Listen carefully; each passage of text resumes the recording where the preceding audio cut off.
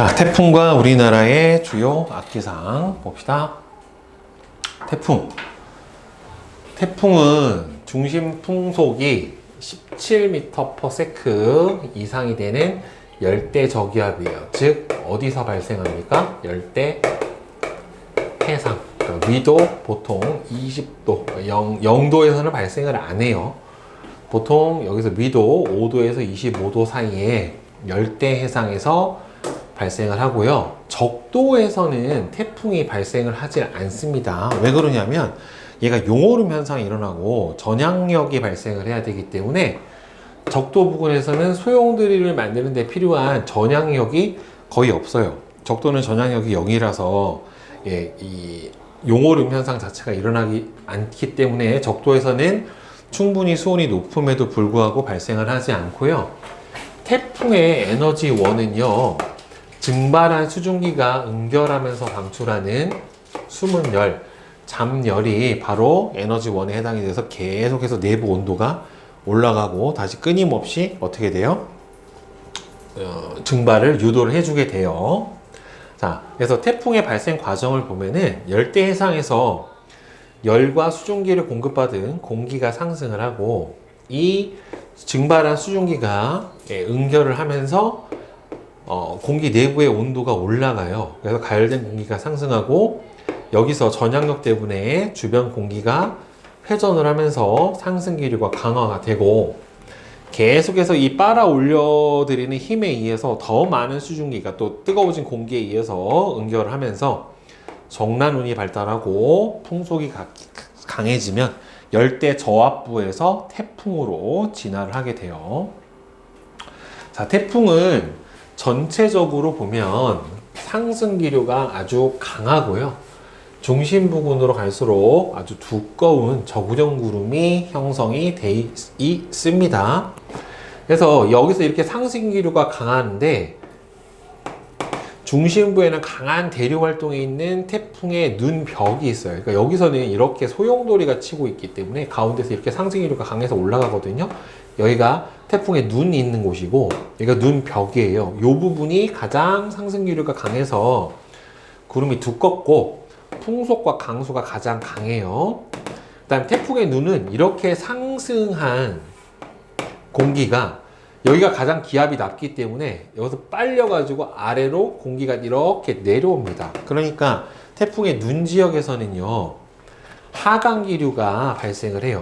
그래서 이 지역에서는 날씨도 맑고요, 바람이 갑자기 약해지는 그런 현상이 나타나고 태풍의 세력이 세면 셀수록 어떻게 됩니까? 눈이 아주 뚜렷하게 나타나게 됩니다. 참고로 태풍의 눈을 찾으려면 눈에서 가장 뭐가 낮아요? 기압이 낮아요. 기압도 낮은데 풍속 또한 가장 작은 지역을 찾아야 됩니다. 알겠죠? 그리고 태풍은 이름 자체가 열대 저기압이기 때문에 기압이 낮을수록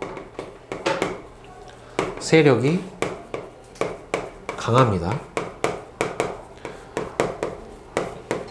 기압이 낮으면 낮을수록 세력이 더 강한 특징을 가지고 있게 되고 눈 지역은 기압도 낮고 풍속도 가장 낮은 지역이 눈이 돼요. 기압은 낮은데 풍속이 가장 약하지 않다. 그럼 거기 눈이 아닙니다. 알겠어요? 기압도 제일 낮은데 풍속도 제일 낮아야 태풍의 눈에 해당이 돼요. 풍속이 크면은 태풍의 눈 근처지 눈은 아니다 라고 생각을 해주시면 돼요. 그리고 우리 앞에서 배웠던 온대저기압이랑 태풍을 비교를 해보면 등압선이 온대저기압은 타원형인데 태풍은 훨씬 더 간격이 조밀해요. 왜 그래요? 풍속이 강해서 그래요.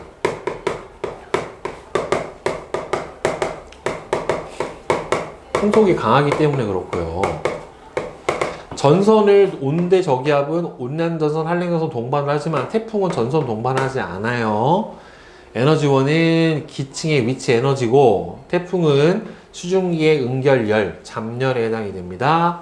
중위도 온대지방에서 발달하고 얘는 열대 해상에서 발달하고요. 이동 방향이 중위도에서 발달하니까 온대저기압은 편서풍의 영향으로 서에서 동으로 이동을 하게 되는데 이 태풍은요, 발생 지역에서 이동을 해요.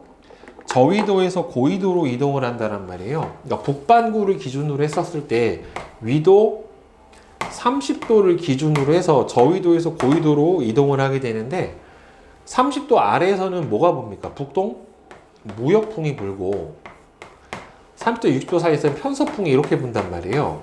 그래서 태풍이 이렇게 남반구에서 북반구 쪽, 남반구란다. 저위도에서 고위도 쪽으로 이동을 하게 될 때 진행을 하면서 이쪽에서는 어디로 가요? 왼쪽으로 이동을 하고 여기서는 이렇게 오른쪽으로, 그러니까 어느 쪽으로 가다가 서쪽 방향으로 가다가 동쪽 방향으로 이렇게 꺾어지는 포물선 형태를 이렇게 그리게 됩니다. 그리고 보면은 여기서 방향이 바뀌는 요 지점을 전향점이라고 하는데 전향점 부근에서 이동 속도가 가장 느려요. 전향점 부근에서 이동 속도가 제일 느려요. 그리고 이 북상에서 30도 이상으로 올라오면 이동 속도가 조금 더 빨라진다 라고 보시면 됩니다. 태풍은요, 발생 초기의 영향으로 무역풍의 영향 때문에 북동 무역풍의 영향으로 이렇게 남동에서 북서쪽으로 이동을 하고요. 전향점 부근에서는 편서풍의 영향 때문에 북동쪽으로 가는 이렇게 왼쪽으로 볼록한 형태의 포물선 궤도를 그리게 되고요. 보통 여름철부터 초가을까지 발달하고 그때는 여기 북태평양 고기압의 세력이 강하기 때문에 이 고기압 바깥쪽을 따라서 이렇게 움직이게 됩니다. 고기압 가장자리를 따라서 이동을 하고 고기압의 세력이 세면 셀수록 더 어디로 많이 치우쳐요? 왼쪽으로 많이 치우쳐요. 그래서 보면은 고기압이 센 6, 7, 8월에는 좀 더 왼쪽으로 치우치고 고기압의 세력이 약해지는 9월, 10월에는 좀 더 오른쪽으로 치우치는 이동 경향을 보이게 되죠. 우리나라는 주로 7월에서 9월 사이에 태풍의 영향을 받게 됩니다. 태풍에서 제일 중요한 것 중에 하나가 바로 이 안전반원하고 위험반원에 해당이 되는데 포물선에서 포물선 안쪽을 바로 뭐라고 불러줘요? 위험반원. 포물선 바깥쪽을 상대적으로 안전한 안전반원이다 라고 불러줘요. 그래서 안전반원, 강항반원은 태풍 진행 방향의 왼쪽 부분이 바로 강항반원에 해당이 돼요. 그러니까 태풍의 바람이 말려 들어가는 방향과 지구 전체 대기 대순환의 바람 방향이 서로 반대가 돼서 풍속이 어떻게 돼요? 약간 상쇄가 돼 버립니다. 즉 태풍 내 바람의 방향이 진행 방향 및 대기 대순환 바람 방향하고 반대가 되기 때문에 상쇄가 돼서 풍속이 비교적 어떻게 돼요? 약해요. 그렇다고 해서 저 안에 있는다고 해서 피해가 없다는 건 아니고 상대적으로 위험 반원에 비해서는 좀 더 약하다. 그리고 중요한 거 여기 바깥쪽 지역은 태풍이 통과하면서 반시계 방향으로 풍향이 변해요. 그래서 얘가 위험 반원이냐 안전 반원이냐를 구분하는 가장 첫 번째 기준은 바로 뭐다? 풍향의 방향이 위험 반원, 즉 반시계로 변하느냐 시계 방향으로 변하느냐에 따라서 안전 반원에 위치했느냐 위험 반원에 위치했느냐로 구분을 해주는 거예요. 풍향 변화로 구분을 해줍니다. 위험 반원은 태풍 진행 방향의 오른쪽 포물선 안쪽에 해당이 돼요. 그래서 태풍 내 바람 방향이 태풍의 진행 방향하고 같기 때문에 합쳐져서 풍속이 좀 더 강해요.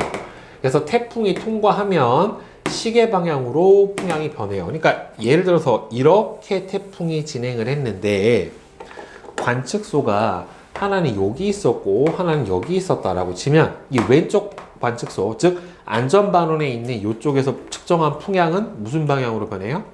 반시계 방향으로 변하고 위험반원에 있는 이 지역은 시계 방향의 풍향 변화가 나타나게 된다라고 하는 거예요. 이 풍향으로 위험반원하고 안전반원의 위치를 정확하게 구분을 해주게 됩니다. 태풍은 지속적으로 수증기를 공급을 받아야 이 수증기가 응결하면서 발생하는 잡열이 있기 때문에 태풍의 세력이 유지가 돼요. 그런데 태풍은 수온이 낮은 해역을 통과하거나 또는 육지에 상륙을 하게 되면 열과 수증기의 공급이 감소해서 세력이 어떻게 돼요? 약해져요. 그러니까 세력이 약해진다라는 소리는 결국에는 기압이, 중심 기압이 상승을 한다라고 하는 거고요. 지표면하고 마찰로 인해서 약해진 바람이 태풍 중심 방향으로 불어 들어가서 중심 기압이 상승하면서 세력도 약해지고 맨 마지막에는 온대 저압부로 바뀌면서 소멸해서 없어지게 됩니다. 이게 태풍의 발전과 특징과 이동 방향에 해당이 돼요. 자, 그 다음에 우리나라의 주요 악기상, 악기상은 나쁜 기상이죠. 그래서 대표적으로 뇌우가 있습니다. 뇌우는 아주 강한 상승 기류에 의해서 정란운이 갑자기 발달을 하면서 천둥, 번개와 함께 소나기 또는 플러스 우박이 같이 내리는 경우도 있어요. 일기도상에는 나타나지는 않아요. 왜냐하면 이건 예측이 불가능해요. 그래서 국지적인 현상이에요. 토네이도도 예보를 하기가 힘들어요. 토네이도 같은 경우도 갑자기 생기는 거라서. 자, 발생은 대기가 아주 불안정할 때, 갑자기 상승 기류가 생길 수 있는 요건일 때 발생을 하게 돼요. 보통 그래서 여름에 발생을 합니다. 여름철에 아주 강한 태양빛으로 인해 국지적으로 지표가 가열된 공기가 아주 빠르게 상승을 할 때 상승 기류가 강하게 발달해야 되고요. 온대 저기압이나 태풍에 의해서 강한 상승 기류가 발달할 때 한랭전선에서 따뜻한 공기가 찬 공기 위로 아주 빠르게 상승을 할 때 뇌우 정란운이 발생을 할 수가 있습니다. 그래서 보면은 일단은 성숙 단계에서는 저군 단계는 일단 저군이 만들어져야 돼요. 그래서 강한 상승 기류가 발달하면서 저군이 비구름인 정란운으로 성장을 해요. 그럼 성숙 단계가 되면은 이때 상승 기류가 강하고 그 다음에는 다시 대류에 의해서 하강하는 공기도 생겨요. 상승 기류와 하강 기류가 함께 존재를 해요. 그래서 이때 빙정이 올라갔다가 내려왔다, 다시 올라갔다가 내려왔다 하면서 빙정이 계속 커지면 뭐가 되기도 해요? 우박이 되기도 합니다. 그 다음에 소멸 단계는 하강 기류가 우세해지면서 점차 저군이 사라지면서 소멸을 하는 게 바로 소멸 단계에 해당이 돼요. 피해는 국지성 후 갑자기 한 지역에 와장창 퍼붓는 것 같은 비가 내릴 수도 있고요. 그 다음에는 천둥, 번개, 우박을 동반을 하고 갑자기 비가 내리니까 하수도에서 처리할 수 있는 물의 양보다 더 많은 양의 비가 내려서 침수, 인명 피해, 우박 떨어지면 농작물 피해도 발생을 하고 하죠. 대책은 번개가 많이 치기 때문에 피뢰침을 설치를 해주는 게 그나마 좀 피해를 줄일 수가 있게 되고요. 그 다음에는 우박은 이게 뇌우랑 같이 발달하는 경우가 많아요. 눈의 결정 주위에 차가운 물방울이 얼어붙어서 땅 위로 떨어지는 얼음덩이인데 이게 정란운 안에서 생성된 얼음덩이가 강한 상승 기류를 타고 상승 하강을 반복을 하다가 커져서 이게 우박을 보면 이렇게 겹겹이 쌓여져 가지고 생기는 형태를 보여요. 겹겹 양파 껍질처럼. 왜 그러냐면 상승하면서 얼어붙고 다시 또 상승하면서 얼어붙고 하기 때문에 여러 겹의 층이 나타나게 돼요. 알겠죠? 그래서 얘는 떨어진 거 대구리 맞으면 아주 큰 건 막 계란만한 것도 있어요. 호주에 산불 났었을 때 엄청나게 우박이 많이 내렸었거든요. 그때 내린 우박 때문에 막 차 유리창 다 깨지고 막 그랬었어요.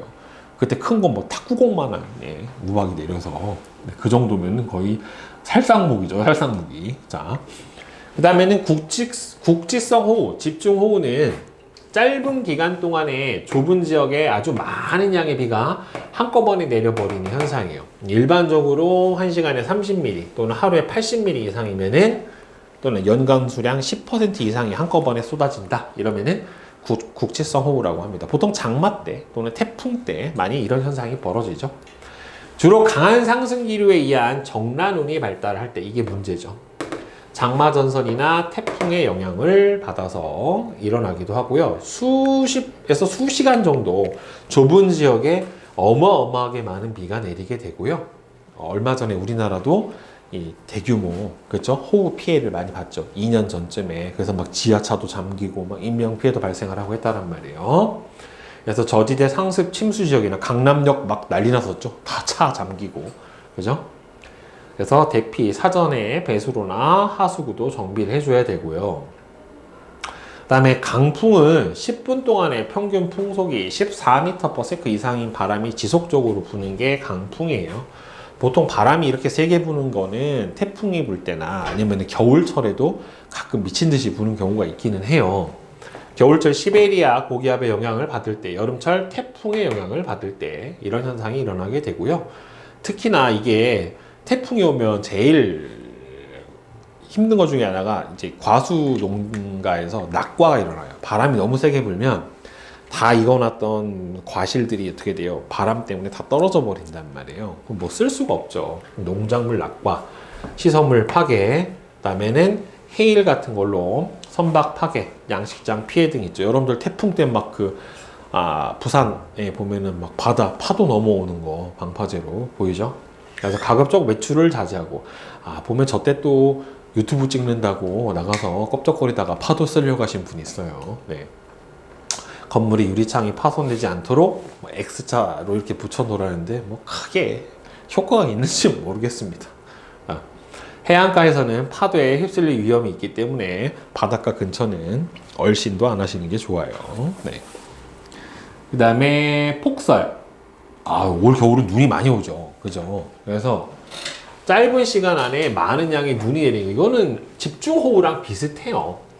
그래서 보통 여러분들 눈 많이 오면 어디에 제일 눈이 많이 오냐면 우리나라는 전남 지역에 눈이 많이 와요. 전라도, 전남, 전북 지역에 눈이 굉장히 많이 오거든요. 한겨울에. 왜 그러냐면은 시베리아 기단이 한겨울에 황해를 건너오면서 어떻게 돼요? 기층이 불안정해지고 아래부터 가열돼서 저군이 만들어져요. 정란운이 만들어져 가지고 여기서 어마어마하게 많은 양의 수증기도 공급받고 따뜻해져서 정란운이 만들어지면서 폭설이 내리는 경우, 또는 눈 하면 어디에? 강원도죠. 그죠? 예, 강원도 지역에서 생성된 눈구름, 온대 저기압에서 생성된 눈구름 등에 의해서 발생을 하게 되는데, 이게 눈이요, 습설이 있고 건설이 있어요. 그러니까 건설은 눈 안에 상대적으로 습기, 수증기 양이 적고요. 습설은 많아요. 그러니까 뭉쳐봤을 때 되게 잘 뭉쳐진다. 뭐예요? 습설. 안 뭉쳐져요. 그럼 건설이에요. 그러니까 습설은 건설에 비해서 엄청나게 무거워요. 그래서 얘네들이 쌓이면 지붕도 무너지고 비닐하우스 다 막 무너지고 그래요. 여러분들 북유럽 가보면 지붕이 되게 뾰족해요. 이렇게 엄청나게 뾰족한 걸 볼 수 있는데, 왜 그러냐면은 이걸 이렇게 평평하게 해놓으면 눈이 안 내려와요. 여기 쌓여가지고 지붕이 무너져요. 습설이 내려버리면. 그러니까 이건 좀 내가 좀 과장돼서 그린 거고 되게 뾰족해요. 뾰족하게 지붕이 높게 돼 있는데, 그 이유는 눈이 쌓여서 지붕이 무너지는 거를 막기 위해서 그래요. 그래서 도로 교통이 마비되고 시설물이 붕괴되고 재산 피해나 또는 막 눈사태가 발생을 하기도 하는데, 그래서 제설 작업을 빨리 해줘야 되겠죠. 그렇죠? 그리고 눈이 아주 많이 쌓이면 무겁기 때문에 눈의 무게를 견딜 수 있는 튼튼한 구조의 시설물, 그 다음에는 모래나 염화칼슘을 뿌려놓으면은 아마 빨리 이면도로 같은 데가 얼어서 오래가는 현상을 막아줄 수가 있게 됩니다. 그 다음에는 황사. 황사가 보통 봄에 많이 오는데 요즘 봄에만 오는 것도 아닌 것 같아요. 봄도 오고 가을도 오고 막 겨울에도 황사가 오잖아요. 중국하고 몽골 지역에 있는 내사막지대 또는 황하의 황토지대에서 발생한 모래먼지. 그러니까 이게 모래먼지가 여기서 확 떠야 되잖아요. 그럼 황사가 발생을 하려면 요 지역에서는 상승을 해야 되니까 저기압이 형성이 돼야 돼요. 그리고 이렇게 생성됐던 저기압이 우리나라 근처에 와서 어떻게 돼야 돼요? 하강기류에 의해서 이렇게 내려와야 되기 때문에 한국, 우리나라 쪽은 뭐가 발생을 해야 됩니까? 고기압이 형성이 돼야 돼요. 그러니까 이쪽 황사 발원지는 저기압 때문에 모래바람이 확 떠서 그다음에 우리나라 쪽에서는 내려와야 되는 거기 때문에 바로 이쪽 발원지는 저기압, 우리나라 쪽은 고기압이 형성이 됐었을 때 황사 피해가 좀 더 심해지게 되고, 이 바람, 먼지 바람은 뭘 타고? 편서풍을 타고 이동을 하게 됩니다. 그래서 발원지에서 강풍이 불거나 햇빛이 강하게 비쳐서 저기압이 형성이 될 때 주로 황사가 발생을 해요. 중국은 황사 발생하면 가시거리가 10m가 안 돼요. 베이징 보니까 아예 노래서 아무것도 안 보여요. 네, 황사 심할 때는. 피해는 일단은 일사량도 감소하고, 그다음에 얘가 아주 미세한 입자이기 때문에 천식이나 호흡기 질환이 발생을 하고 안과 질환도 발생을 해요. 항공기 운항도 이륙할 때 가시거리가 안 나오거나 착륙을 하기가 힘들어지게 되고요. 정밀 산업 기계가 고장 날 수도 있고, 왜?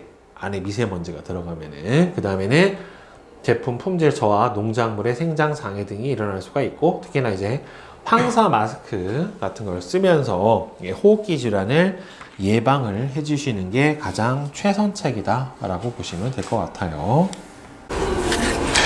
자, 수능 1점짜리 풀이 한번 같이 해봅시다. 자, 태풍의 눈에서는 약한 상승 기류가 나타나므로 맑고 바람이 약하다. 여기서 뭐예요? 약한 상승 기류가 아니라 하강이죠. 태풍은 수온이 높은 바다를 지나면서 세력이 강해집니다. 중심 기압은 높아지는 게 아니라 낮아져요. 태풍이 육지에 상륙하면은 세력이 약해지고는 맞고, 중심 기압은 어떻게 됩니까? 세력이 약해지니까 낮아지는 게 아니라 높아진다죠. 북반구에서 태풍은 왼쪽으로 휘어진 포물선 궤도를 따라 이동을 한다. 왼쪽으로 휘어진 게 아니라 어떻게 돼요? 오른쪽으로 휘어진 거죠. 그렇죠? 네, 왼쪽이 아니라 오른쪽이에요. 자, 다음에 2번 그림은 태풍의 인공위성 사진을 나타낸 것이다. 자, 뭐가 틀렸습니까? 여기서 3번이 틀렸죠. 약해집니다. 세력은. 그 다음에 3번 그림은 북반구에서 북상하는 태풍의 단면을 나타냈어요. 기압이 가장 낮은 곳은 어디예요? 네, 중심인 B. 안전반원에 해당이 되는 거는 북반구잖아요. 지금 이렇게 움직이죠. 그렇죠? 안전반원은 어디에 해당이 되는 겁니까? A. 바람이 가장 강한 곳은 어디에 해당이 되겠어요? 눈 벽 부근에 해당하고 위험반원에 해당하는 C가 되겠죠. 자, 그 다음에 4번. 태풍이 우리나라를 지나는 동안 어느 지역에서 관측한 기압, 풍속, 풍향을 나타냈어요. 자, 일단은 풍향을 보면은 처음에 무슨 쪽이었어요? 북동풍이 불다가 그 다음에는 무슨 풍으로 바뀌어요? 북풍으로 바뀌다가 북서로 바뀌었죠. 그 다음엔 서로 바뀌었어요. 그럼 풍향이 무슨 방향으로 바뀌었어요? 반시계 방향으로 바뀐 거예요. 이렇게 꼬리 끝으로 계속 이어가면서 풍향의 변화를 보는 거예요. 그럼 반시계 방향으로 바뀌었으니까 따라서 위험반원이에요? 안전반원이에요? 안전반원에 위치를 한다라고 대답을 해주는 게 맞고, 태풍의 중심이 관측 지점에 가장 가까이 접근한 시간은 기압이 가장 낮았을 때 약 5시경에 해당이 되겠네요. 그죠? 그 다음에 5번. 악기상에 대한 설명으로 틀린 것은, 집중호우는 대기가 불안정할 때 잘 나타납니다. 안정이 아니라. 내후의 발달 과정 중 적은 단계에서는 상승 기류만 나타나게 됩니다. 우리나라 사막화가 진행이 되면 중국과 몽골의 황사가 발생하는 횟수는 증가한다. 우리나라의 사막화가 아니죠. 중국하고 몽골의 사막화가 진행이 돼야지. 그지? 그래야 이거하고 얘하고 어떻게 됐어요? 바뀌었죠? 순서가. 그죠? 네. 자, 다음 6번. 자, 가부터 나를 발달 순서대로 나열을 해주면 가, 그 다음에는 나, 다 순서대로 가시면 되겠죠. 적운 단계, 성숙 단계, 소멸 단계, 예, 이렇게 순서대로 될 것 같고요. 내후의 동반에서 일어날 수 있는 기상현상이 아닌 것은 안개입니다. 그죠? 네, 안개가 뇌우하고는 전혀 관계가 없죠. 네. 자, 그림은 눈이 발달한 태풍이 다가오고 있는 우리나라 부근의 지상 일기도예요. 자, 이에 대한 설명으로 옳은 것은, 이 눈이 그 눈이 아니에요. 스노우가 아니야. 네. 중심 기압은 A보다 B가 당연히 낮죠. 여기가 태풍에 해당이 되니까 B가 눈이 발달했다고 했으니까 중심 기압이 당연히 낮아야 되겠죠. 그죠? B는 A의 해역으로 이동을 할 것이다. 지금 A는 어디예요? 고기압에 해당이 되잖아요. 북태평양 고기압이니까 고기압 쪽으로 가는 게 아니라 이 세력권 때문에 이 가장자리를 따라 이렇게 이동을 하게 됩니다. A와 B의 중심에는 하강기류가 발달한다. 이거는 맞죠. 왜냐하면 태풍의 눈 지역은 하강기류. 그다음 얘는 고기압이니까 하강기류. 이렇게 발달을 한다라고 대답을 해주시는 게 맞죠. 그 다음에 6번. 그린 가는 어느 태풍의 위치를 6시간 간격으로 나타낸 것이고 나는 이 태풍이 이동하는 동안에 관측소 A하고 B 중 한 곳에서 측정한 풍향과 풍속, 기압 자료의 일부를 나타냈대요. 자, 지금 풍향 변화를 보면 보자.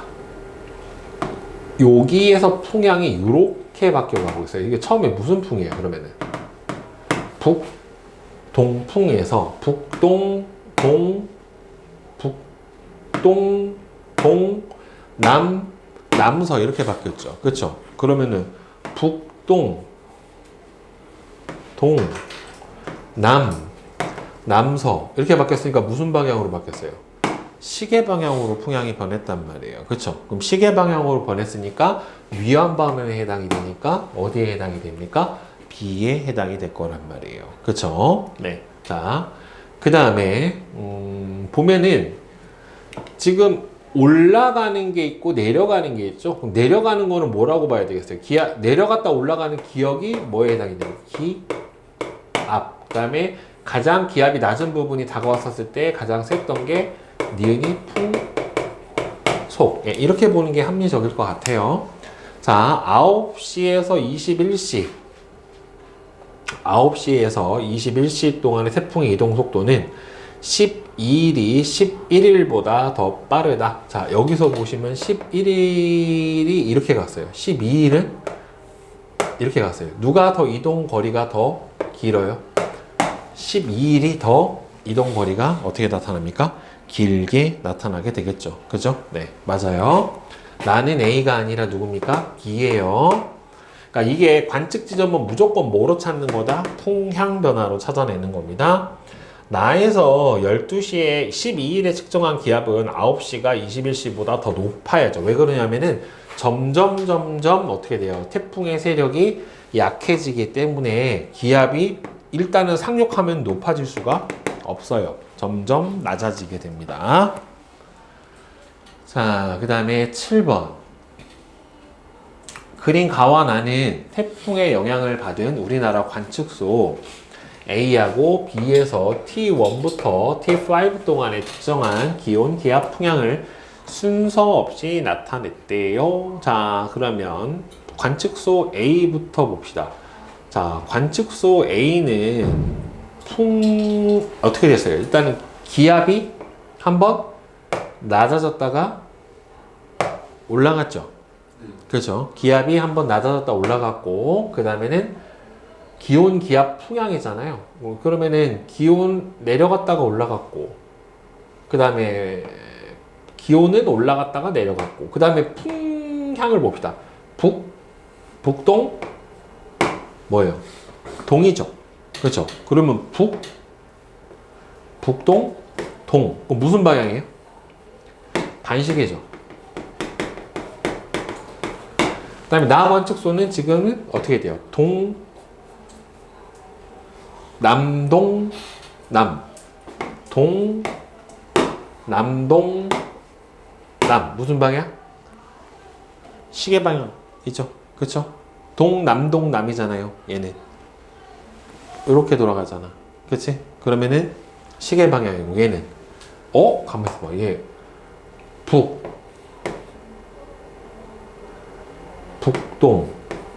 동. 그럼 얘는 뭐냐? 얘도 시계인데? 가만있어 봐.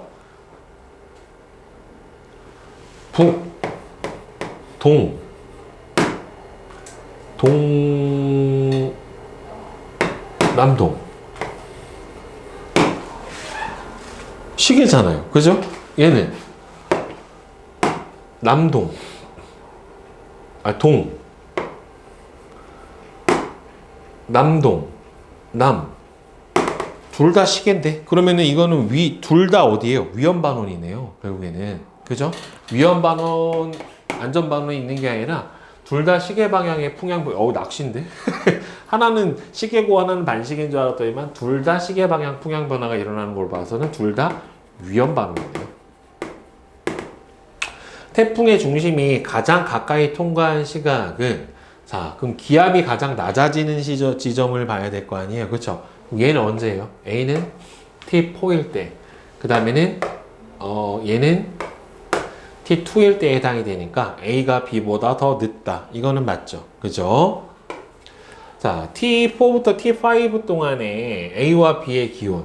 자, 그럼 이게 기압이고 기온이죠. T4에서 T5 동안에 A는 기온 내려가죠. 그 다음에 T4에서 T5 동안 둘 다 기온 어떻게 됩니까? 내려가죠. 올라가는 경우 자체가 없잖아요. 그죠? 그러니까 니은만 맞겠네요. 그 다음에 10번.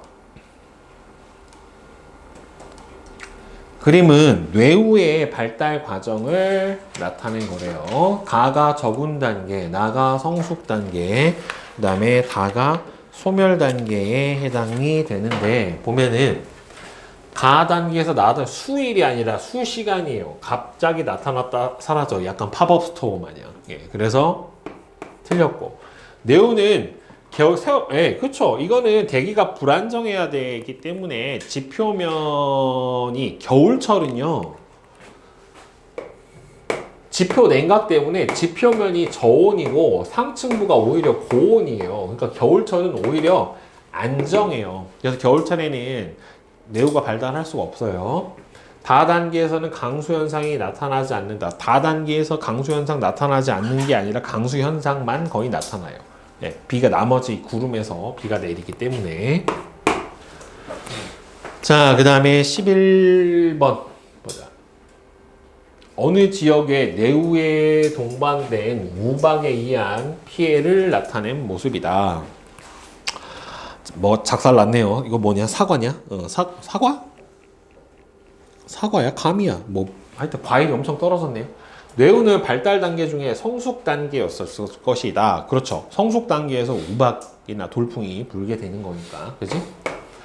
피해 지역이 수백 킬로미터, 이게 넓진 않아요. 국지적이다. 라고 얘기를 했기 때문에 아니고, 우박이 떨어진 때는 무더운 여름의 한낮이었을 가능성이 크다.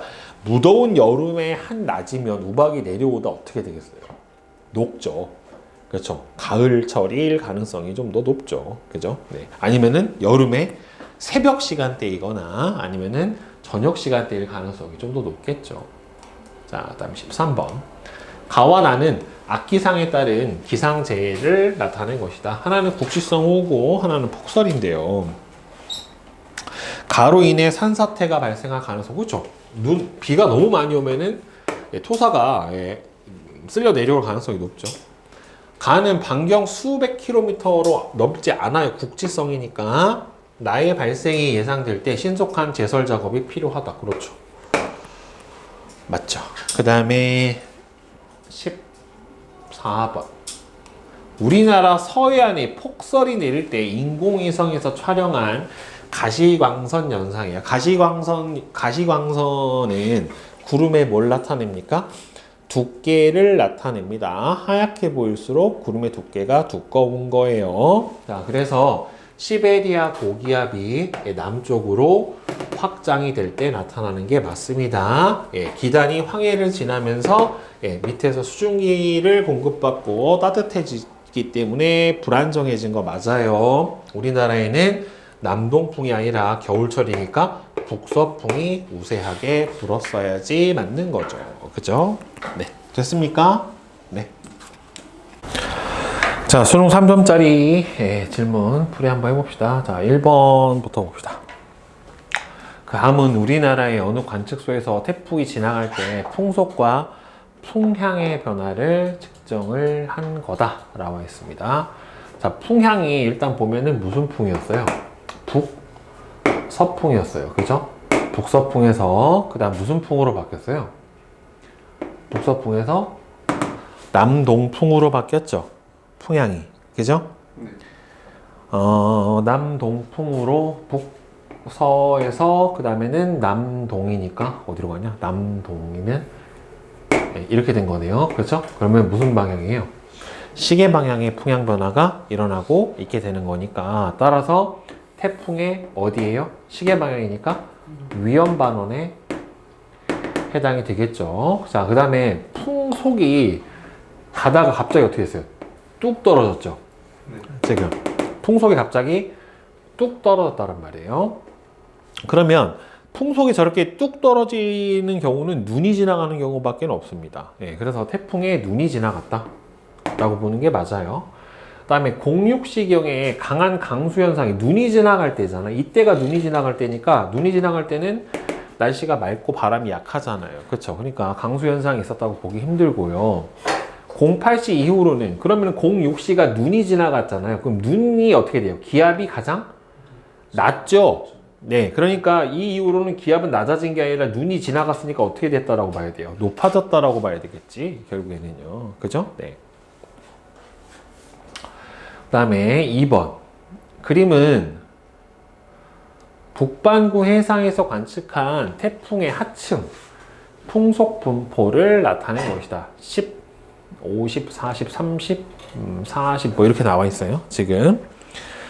자, 그러면은 태풍을 봤더니만 이쪽이 지금 현재 위험 반원이고 이쪽이 안전 반원에 해당이 되잖아요. 그렇죠? 풍속이 더 세죠. 이쪽이 위험 반원, 그다음에 요 아래쪽이 안전 반원. 네, 현재 이렇게 되는 상태예요. 자, 그러면은 태풍은 북동 방향으로 이동을 하고 있다. 얘가 지금 이렇게 가고 있는 거잖아요. 북동이 아니라 무슨 방향이에요? 북서방향으로 이동을 하고 있는 거죠.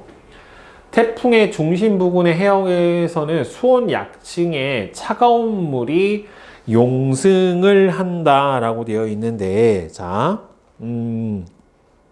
이게요, 태풍이 바람이 불 때는 어떻게 돼요? 여기가 뭐예요? 저기압이죠. 저기압이니까, 이 봐봐요. 지금 여기가 북반구란 말이에요. 이 문제 약간 어려운데, 자, 북반구인데요. 북반구에서 저기압이 형성이 돼버리면 저기압 중심으로 바람이 어떻게 돼요? 반시계 방향으로 불어 들어오죠.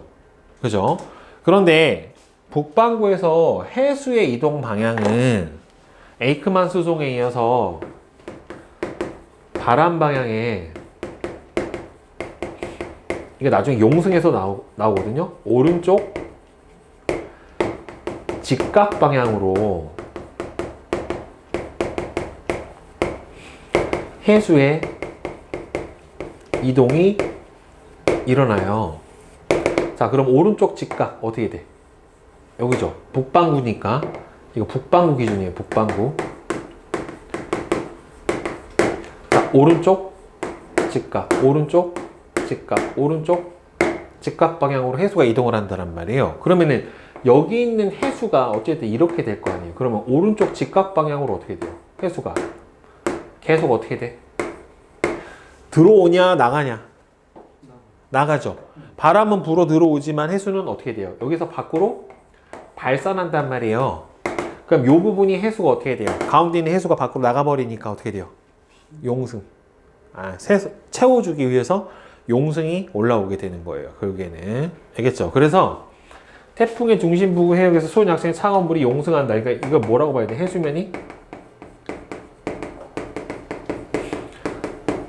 상승해요. 이렇게 돼버리고 올라오기 때문에 태풍의 상층 공기는 반시계 방향으로 불어 나가는 게 아니라 이게 하층은 어떻게 돼요? 반시계 방향으로 불어 들어오죠.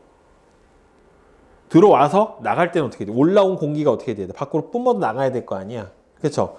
반시계 방향으로 불어 들어와서 나갈 때는 어떻게 돼요? 시계 방향으로 불어 나가요. 그러니까 이게 태풍이 이렇게 원통 형태로 생겼다라고 했었을 때 여기가 하층이고 여기가 상층이란 말이에요.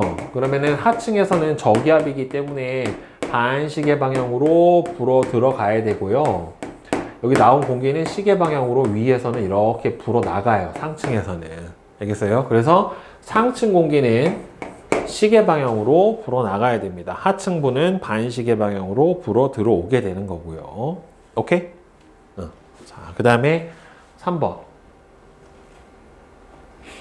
표는 어떤 태풍이 북상할 때 관측된 중심 기압과 중심 최대 풍속 및 이동 방향을 날짜별로 정리를 했다라고 나와 있습니다.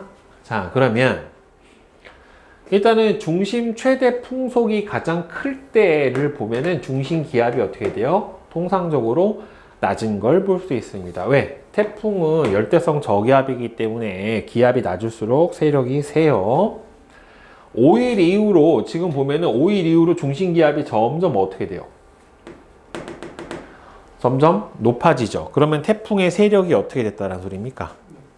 예, 약해졌다는 소리고, 그죠? 태풍의 세력이 약해졌다는 소리고, 그 다음에는 이게 이동 방향을 보면은 서북서, 북서, 북서, 북북서, 북이에요.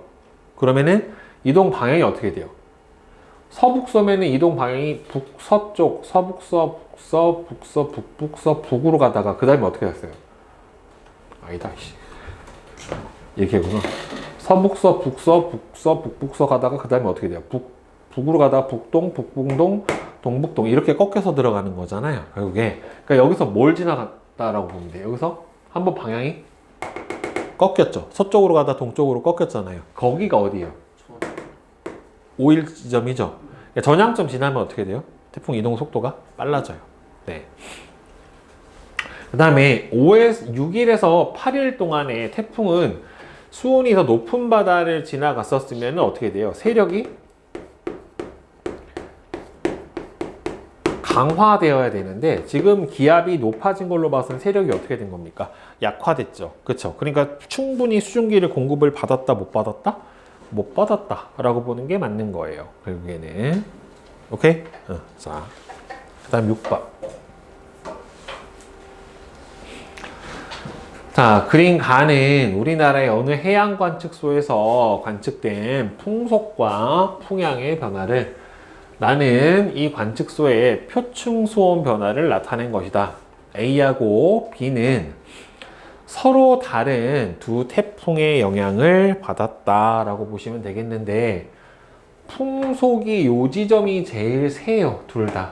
그럼 풍속이 요 지점이 제일 세다는 소리는 이거 태풍의 중심이 이때 가장 가까이 지나갔다라고 보시면 될 것 같고, 자, 풍향을 보니까 여기서는 무슨 풍이었다가 동풍 계열에서 뭘로 바뀌었어요? 남동풍으로 바뀌었죠. 그렇죠? 동풍 계열에서 남동풍으로 바뀌었어요. 그러면 무슨 방향으로 가고 있어요? A에는 시계 방향으로 가고 있는 거고, B 시계 보면은 동. 그 다음에는 뭘로 바뀌었어요?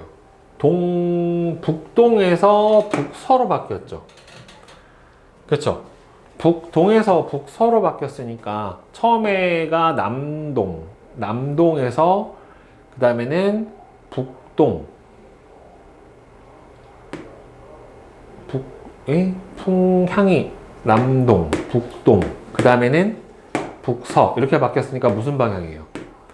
반시계 방향으로 바뀐 거잖아요. 그렇죠? 그럼 풍향이 여기는 시계 방향, 여기는 반시계 방향에 해당이 되니까 A 시기 같은 경우에는 어디에 속했고요? 시계 방향이니까 위험반원에 속했고, B 시기 같은 경우에는 안전반원에 속했다라고 해석을 해줄 수가 있을 거란 말이에요. 그러니까 풍향을 보고서 풍향 판단하는 게 제일 많이 나와요. 이 태풍에서는. 그래서 안전반원인가 위험반원인가를 판단해주는 문제가 제일 많이 출제가 됩니다. 자, A 시기의 태풍의 눈은 관측소를 통과했다. 만약에 눈이 통과했으면 풍속이 어떻게 돼야 돼요? 확 떨어져야죠. 그렇지는 않았잖아요. 그죠? 그 다음에 B 시기에는 안전반원에 위치를 했다. 맞죠? 그죠? 그 다음에 지금 수온이 A 시기하고 B 시기하고 비교를 해보면 A 시기가 B 시기에 비해서 수온이 평균적으로 높아요. 따라서 A 시기의 급격한 수온 하강은 B 시기에 통과하는 태풍을 강화시킨 게 아니라 어떻게 됐다라고 봐야 돼요? 약화시켰죠. 왜 그러냐면 태풍은 수온이 높은 바다에서 지속적으로 증발된 수증기로부터 에너지를 공급을 받아야 되기 때문에 수온이 낮아지면은 태풍의 세력이 어떻게 됩니까? 급격하게 낮아져 버리게 됩니다. 알겠어요? 네. 네. 태풍의 눈이 네. 풍속이 확 떨어진다 했잖아요. 네? 태풍의 눈이 지나가면 풍속이 툭 떨어지죠. 갑자기. 저건 떨어지는 거 아니요, 갑자기요. 푹 이렇게. 그러니까 천천히 올라갔다 내려간 게 아니라 갑자기 빨라다 갑자기 툭 이렇게요. 이렇게 나와야 돼. 이래야 눈이 지나간 거예요. 네. 이거는 그냥 정상적인 반응이에요. 이렇게 가면은. 네. 그러니까 눈이 지나갔다. 그럼 풍속이 빨라지다 갑자기 뚝 떨어졌다가 다시 빨라졌다가 이런 식으로 나타나요. 이게 눈이 지나간 지역이 풍속이 이렇게 나타납니다. 됐어요?